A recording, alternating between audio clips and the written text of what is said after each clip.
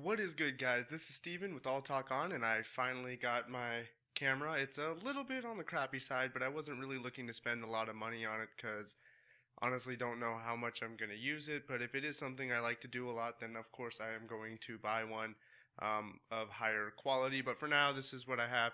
Anyways, today I finally, like I said, got my camera, so I'm going to do the long-awaited, at least for me, review on the parts that I bought for my roommate's computer and the build itself. I will be showing you guys. Basically, I named it. It's code name Tessy. That's what I named his computer. It's Tessy because of the case, the Deepcool tesseract SW. So those are the things we're going to be going over. His graphics card, which is an R9270X. His motherboard, which is the G41 Z87 PC Mate and by MSI. And then we also have his cooler as well as the case. So we'll be going through all that today. Anyways, I think it's time to hop in the part where the camera does the little walk around the computer, and they play dubstep in the background, I think. I don't know. So, cue that part.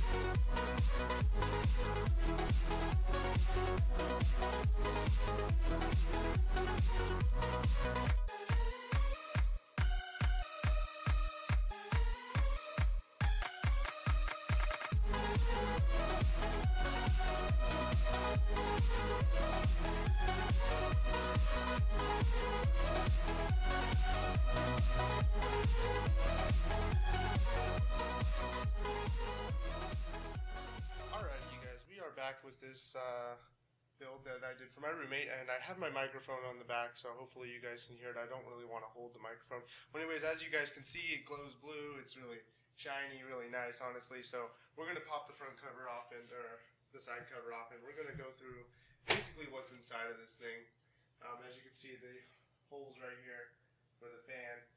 Even if you don't put fans in there, honestly, they definitely help with the ventilation. His case is actually pretty cool. His CPU while gaming usually stays about, I don't know, 39 degrees or so, which isn't too bad. I think the highest temperature we saw was 50 degrees, but for an Intel, that's not bad at all. So what we're looking at inside here for this build that basically is inside of the build, so I'm trying to stay close to the microphone. Anyways, what we're looking at is it's the MSI G41 Z87 motherboard, as well as the MSI 270X graphics card, which, if you guys don't know, these things are actually pretty friggin' big. Like, I'll put my arm up to it. As you can see, it's almost the size of my forearm. So I mean, it's a pretty long card. And then for his CPU, CPU cooler, we have the Coolermaster 212 Evo, which is an awesome CPU cooler and always stays really quiet. I can tell you guys, like I said, my microphone is right next to this computer, and I don't even think you guys, or right next to my microphone is right next to the computer. Sorry. It's right next to the computer, and I doubt you guys can even hear it. It is like silent, and I mean, there's no fan control on it, of course, and there's no load on it either. But even under load, I still rarely hear this thing. So he's got, as a CPU, he has a Core i5 4440. So not the most expensive and not the most flashy, but it's definitely something that can game pretty damn good. So of course we have his drive bay with an optical drive in there, as well as his hard drive bay. We have a 1 terabyte Western Digital Blue, and then for his power supply we have a Corsair CX600M semi-modular. So that's what the M stands for, guys. So I mean, overall, a great build. His RAM, honestly, is just the RAM that we pulled off of his last computer. He had a Dell like HP CP or whatever, HTCP, which was basically what he was using before, and he was just using the i5 integrated graphics, which honestly it was okay, but it wasn't going to handle any actual gaming. So we decided to step it up a notch. In his old case, it wasn't going to fit the graphics card we had bought, so for his birthday and Christmas, I decided I'd just get him a case, a motherboard, and a cooler to basically turn his computer into a gaming computer. So now we're going to shut this thing down so I can open it up a little bit more and kind of move it around, because I don't really want to move it around, but I'm going to start reviewing the case. So we'll push the power button. I will say the power button definitely feels really nice to push. You don't have to push hard. It's got a nice little click for it. The I/O panel on the case is it definitely does leave fingerprints, but I'm not going to mark it down for that because it's kind of like a rubberized feel on it. So we're going to pop this front off right here.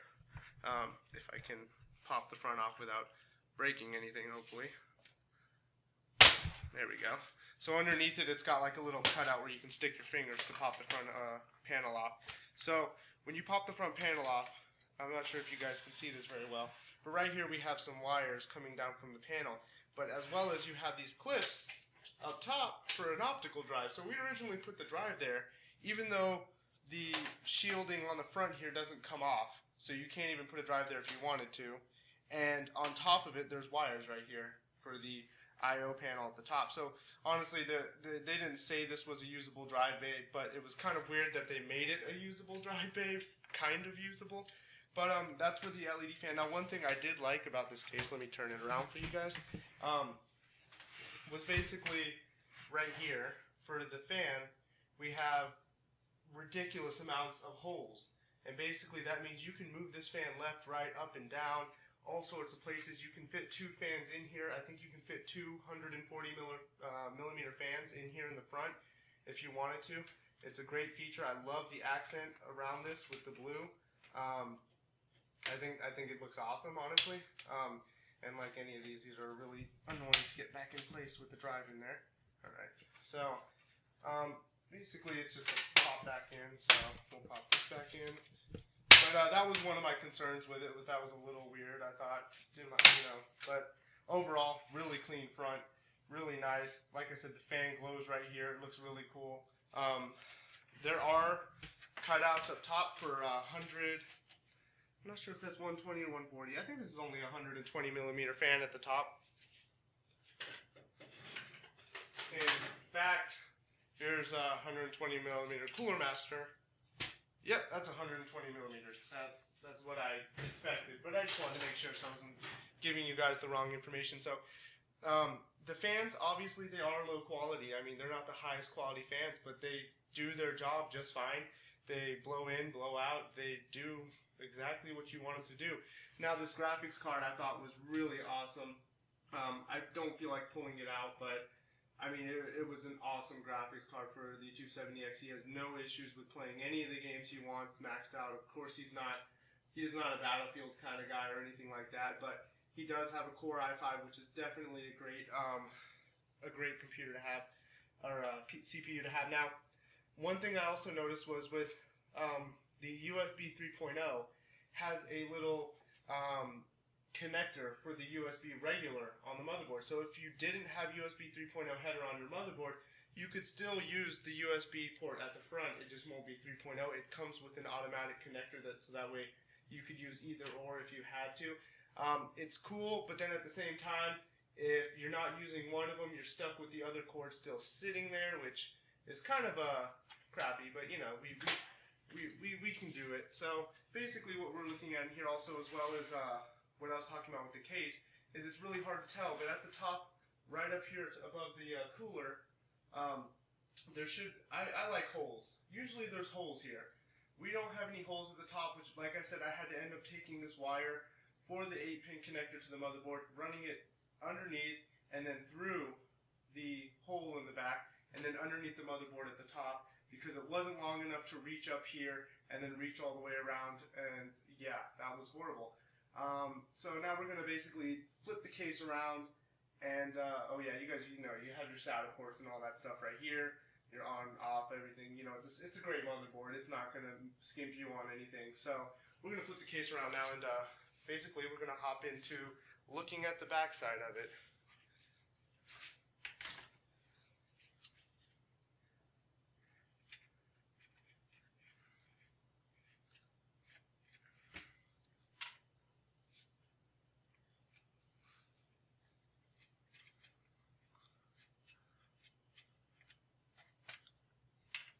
Okay, so I haven't took it off yet because I wanted to show you guys. So this is what I was talking about, the cutout, the push out part of it, and it sticks out a decent amount, a little bit more than a 1/4 inch or so. So I mean, that really made it a lot easier to fit the bulk of wires behind it, as you guys can see. So that's what I meant by you can round up all the wires basically in the middle. So as far as the cable management went, I did the best that I could, but like it was a $30 case. So as you can see, I have the fan wire running up right here through the side, so it's not seen. But this is what I was talking about. We have the 4-pin fan connector right here.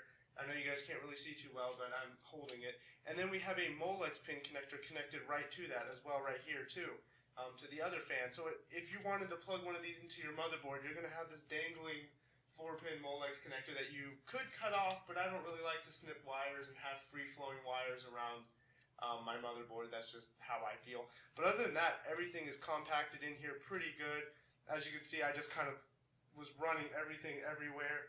We have, you know, some of the wires droop down here to keep out of the middle. But this is the 8-pin connector that runs up to the top. This is the extra piece of the fan for the CPU cooler. Basically, I ran it off to the side of the motherboard and then pulled the rest of the extra down here, so it would be in the back.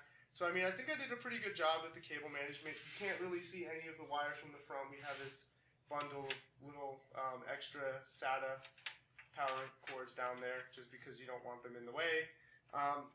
But overall, like I said, I was really surprised on the amount of space that they provided you because of the case cutting out like that. So it was really nice to have that. Like I said, I was missing a lot of these little notches where you can tie things down to. As you can see, there really isn't too many of them around here. You have a very small amount basically here, here, here. So you only got like 5 or 6 of them all over the back. Around here, there's none. So that's why, like I was saying, my problem. But as long as you zip tie everything together, like right here, and then just slap, you know, the back of the case on, it all bulks in nicely. So I think the cable management was not too bad at all. Could have been better. Could have been a lot worse, you guys. So, like I said, definitely nothing to worry about. Now for the case, it has a little bit weirder of a mechanism for locking in than I'm used to, at least. It's got these like little, I don't know how to describe it. Hopefully you guys can see it. But it has those, which, like I said, I'm pretty sure a lot of cases have them. And that's not just me. It's got a very cool looking, like matte black finish on it. But as you can see, the wires do pop out. But when, you know what I mean, I push them down and push the side forward. If I can get all these into the clips. But when you push it down and push the side forward, you're not looking at too much work here, which is pretty nice. Like I said, what is that? Where did this come from? Sorry, something just popped out. Okay, so yeah, the fan holes at the top. I did take some of those rubber fan dampeners. I'm sorry, I can't get one of these picks in because I only have 2 hands, you guys. But like I said, the cable management was better than I thought it would be, but it definitely could have been a lot better than it was. So that's why I'm having to put a little bit of pressure here on this to get it back together.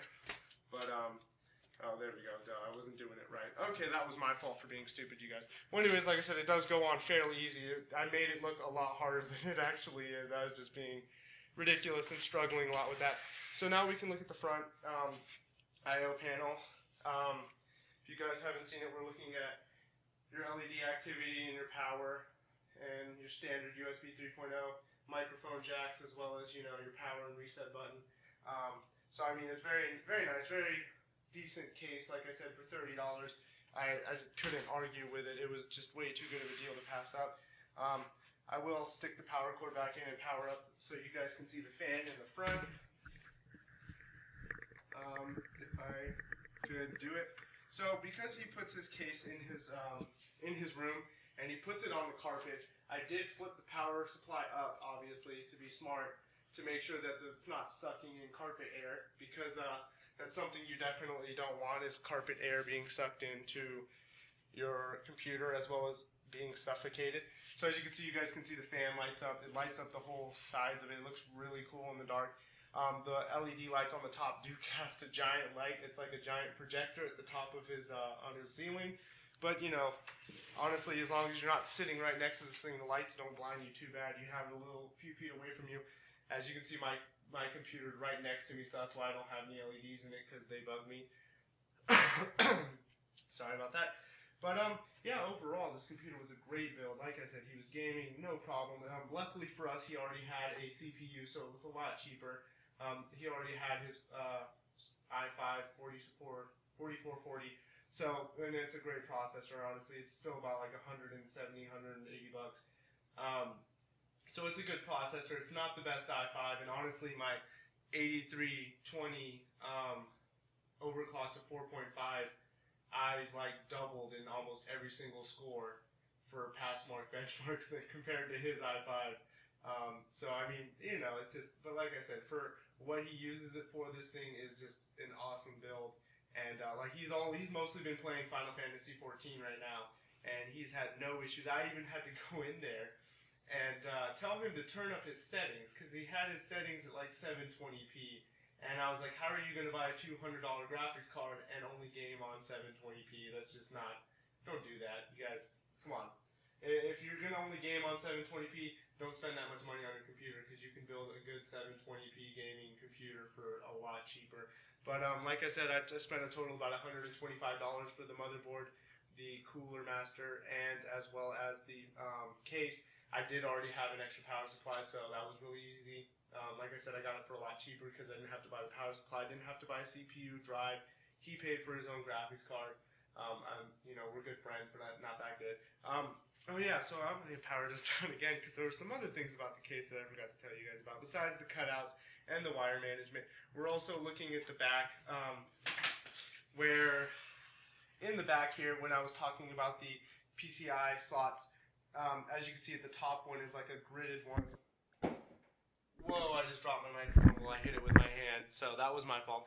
Anyways, what we're looking at right here is the top one, the PCI, is the one I had replaced with one of mine, and the bottom ones are, they're not, you can't pull them out. This is how they are for like forever. So, you know, what can you do about it, you guys? There's really isn't much you can. So, I mean, as long as you don't pop them out, you don't have to worry about replacing them.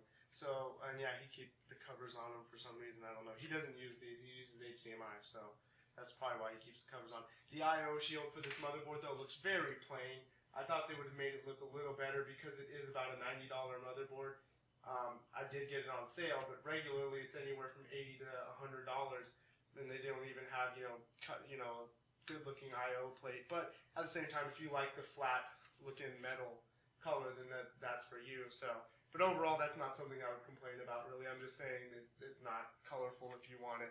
But yeah, that's the Deepcool tesseract case with the motherboard I had purchased, as well as the cooler and his new graphics card. And actually, I bought this CX600M power supply, and I did have it in my system before, but I started wanting to overclock and run some hardcore stress tests and stuff like that, so I did opt out for a bigger power supply. But I did use this one for about a month, and for a lot of people talking crap on the CX series, I had no issues, period, with it.